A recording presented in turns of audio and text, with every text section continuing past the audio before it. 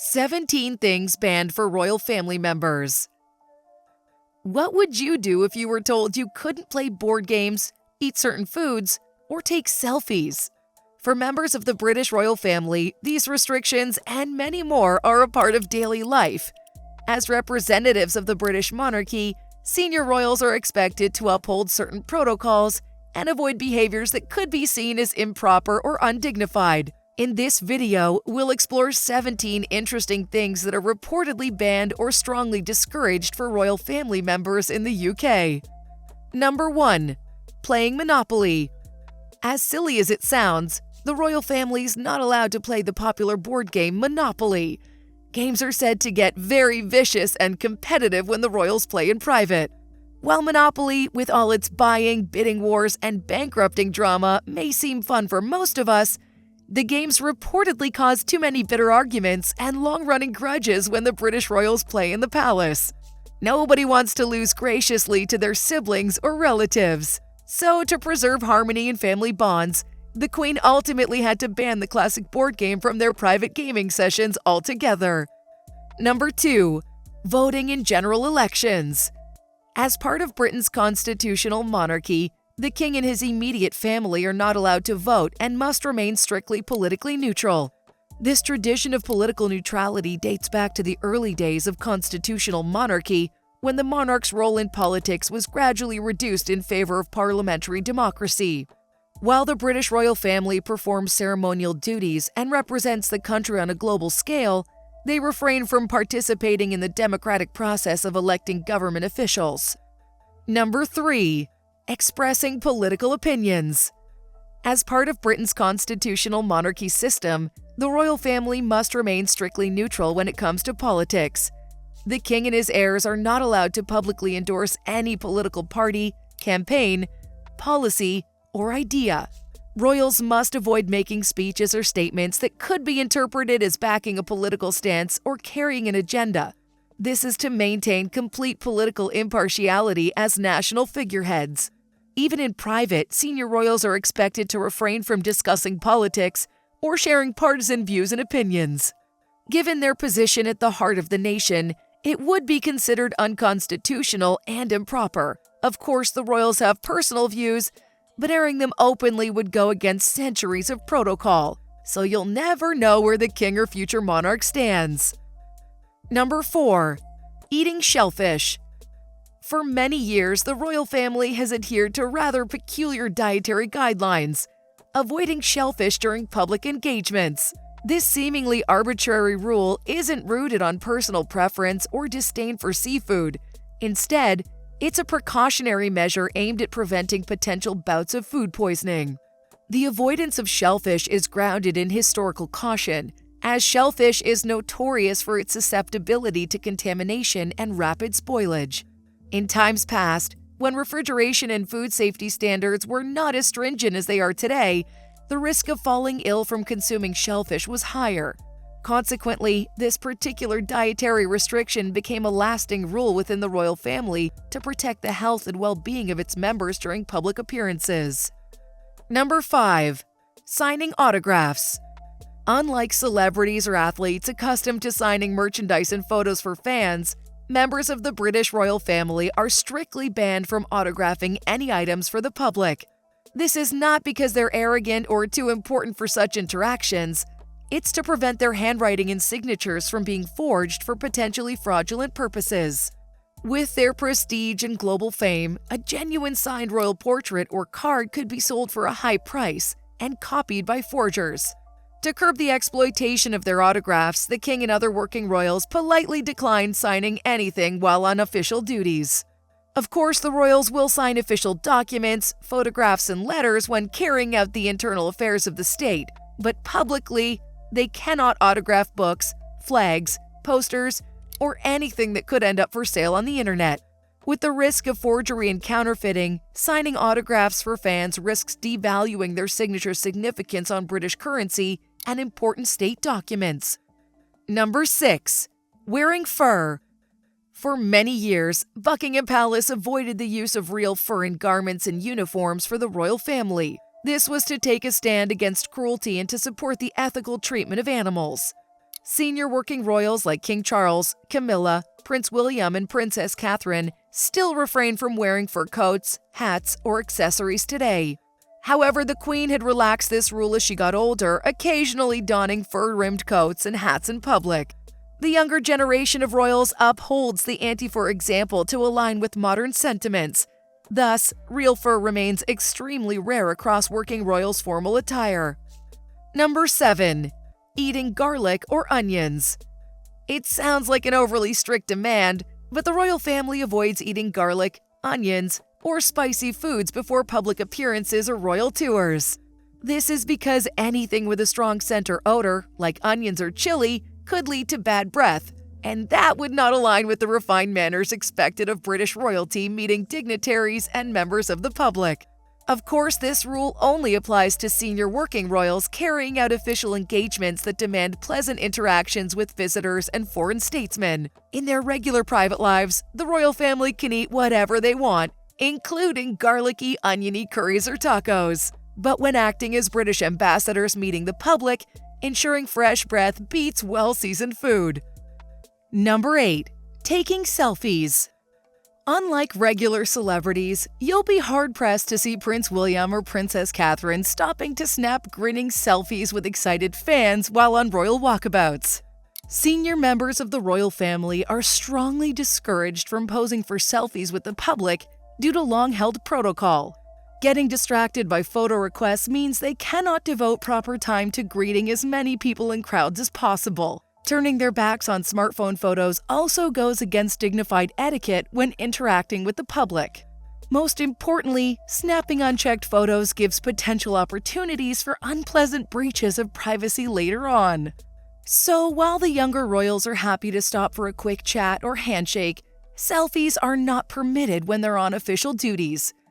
The risk of inappropriate behavior or distribution of unwanted casual images of royal faces makes selfies too much of a liability. Additionally, it could lessen their esteemed mystique according to old-fashioned beliefs. Number 9. Wearing dark nail polish.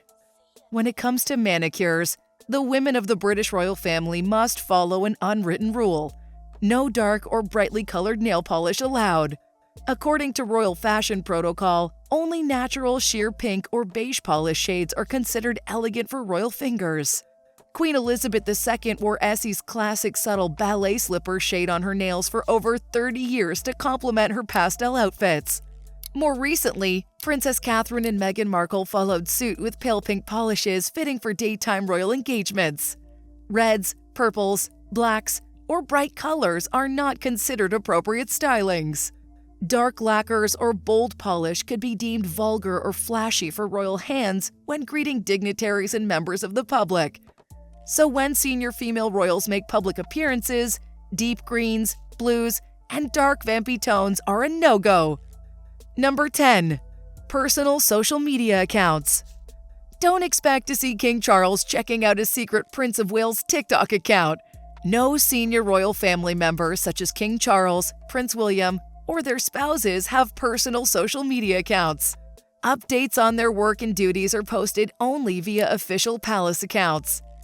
Having their own private Twitter or Instagram profiles to share candid snaps is seen as overly informal and risky for those near the throne. It could detract from their public persona or make them targets for media intrusion. However, younger peripheral royals like Princess Beatrice and Eugenie do have private Instagram and Twitter pages using pseudonyms. Minor royals can enjoy social media privately to have a degree of normalcy. Any controversial views or inappropriate content would still prompt intervention. For official figureheads like Prince William, though, maintaining regal mystery outweighs documenting their lives online. Number 11. Revealing cleavage. Female members of the British royal family are expected to dress modestly and conservatively in public, with knee-length hemlines and covered shoulders. Perhaps most strictly regulated are low necklines, sheer fabrics, off-the-shoulder cuts, or anything revealing cleavage. Princess Diana initially struggled with this protocol in the media spotlight. Her youth and fashion-forward sense of style did not always align with royal dress codes. However, contemporary royals like Princess Catherine managed to uphold the modest rules impeccably. plunging necklines would detract from the respectful dignity required for royal duties. Regal protocol dictates excessive bare skin cannot align with representing esteemed British institutions. Royal women must epitomize taste, elegance, and subtle grace at all times. Number 12. Crossing legs above the ankles. Royal ladies have to mind their posture and poise when seated formally at events. While crossing one's ankles is perfectly elegant, crossing legs above or at the knee is deemed unladylike by palace protocol. Knee-level leg crossing has been labeled unroyal behavior according to royal etiquette guides. It seems peculiar given modern royal women wear trousers nearly as often as skirts below the knee in 2024. The subtle rules are loosened slightly as more casual events, but when royals are conducting formal ceremonies, panels, or receptions, properly crossed ankles at all times remains part of palace decorum regulations. No distracting flashes of thigh permitted. Number 13. Traveling without mourning attire. This rule emphasizes how appearance still dominate the royal rulebooks. All senior royals must bring black mourning clothes with them wherever they travel, in case of a sudden death or funeral while abroad. While it may seem morbid to plan for such events in advance, the royal family's adherence to this rule is rooted in a deep sense of duty and respect for tradition. The expectation is that senior members of the royal family should be prepared to participate in mourning rituals and ceremonies even when far from home. Mourning attire includes clothing and appropriate accessories such as veils, hats, and insignia denoting mourning status. These provisions are a practical consideration, recognizing that sudden events may necessitate a swift return to the United Kingdom, and royals must be able to fulfill their ceremonial roles immediately upon arrival. Number 14. Completely personal wedding vows. Royal weddings, like that of Prince William and Princess Catherine, follow long-standing traditions and protocols that limit how personal or modern the ceremonies can be. Even though Prince William and Princess Catherine wrote their vows, this ceremony still had to include required religious elements according to the Church of England. As direct heirs to the British throne, there was little they could change about the heavily scripted service. Royal couples have to walk a fine line between expressing their relationship and maintaining the dignity and customs expected of the monarchy during royal weddings. While some personalized touches are allowed, centuries of tradition outweigh the individual preferences of even the groom and bride on their big day. Modern royal couples likely have to concede wanting a more personalized ceremony, knowing there are strict limits on what they can change. Even with the desire for more modern or personally written vows, the ancient traditions that protocols of a royal wedding ceremony shape the events more than what the couple might want. Number 15. Going out alone. Members of the British royal family are rarely seen out in public without their royal protection officers. Senior working royals in particular have security with them whenever they leave home to go anywhere there may be public interaction. This differs greatly from how most famous people or celebrities can often go out unaccompanied to restaurants and events or run simple errands. However, for royals, their security team goes with them even on routine activities like shopping or meeting friends for lunch. While this constant protection is for their safety, it also serves to maintain their dignity and privacy. As public figures, royals giving up the autonomy of going out independently is one of the clearest examples of how different their lives are, even from celebrities. Number 16. Holding political office. As part of Britain's constitutional monarchy, the royal family is required to remain nonpartisan. This means the king and other royal family members cannot run for or hold political office. This separation between the monarchy and politics is rooted in the principles of constitutional monarchy, where the monarch's role is largely ceremonial and symbolic. Engaging in political activities could compromise the neutrality and impartiality that this monarchy is expected to uphold. The king and other members of the royal family play an essential role in the governance of the United Kingdom, but it's a role that's carefully defined by constitutional conventions. Their involvement in the political sphere is limited to certain ceremonial duties, such as the state opening of Parliament, where the monarch delivers the king's speech, outlining the government's agenda. Number 17. Marrying without the monarch's consent. The Royal Marriages Act of 1772 states that all descendants of King George II must seek the monarch's consent before marrying. This ensures royals cannot marry inappropriate or dubious partners that might scandalize or diminish the crown.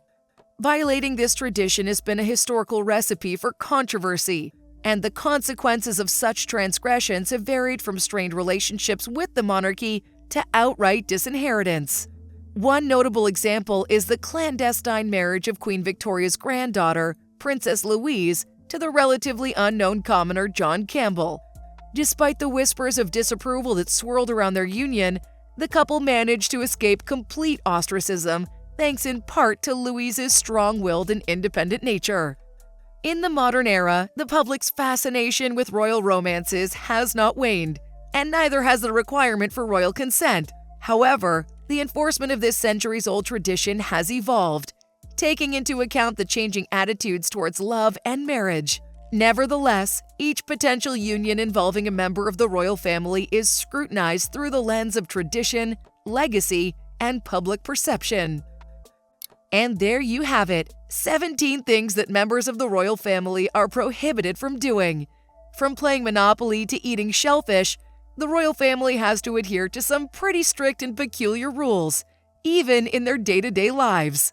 It shows how different their lives are from the average person.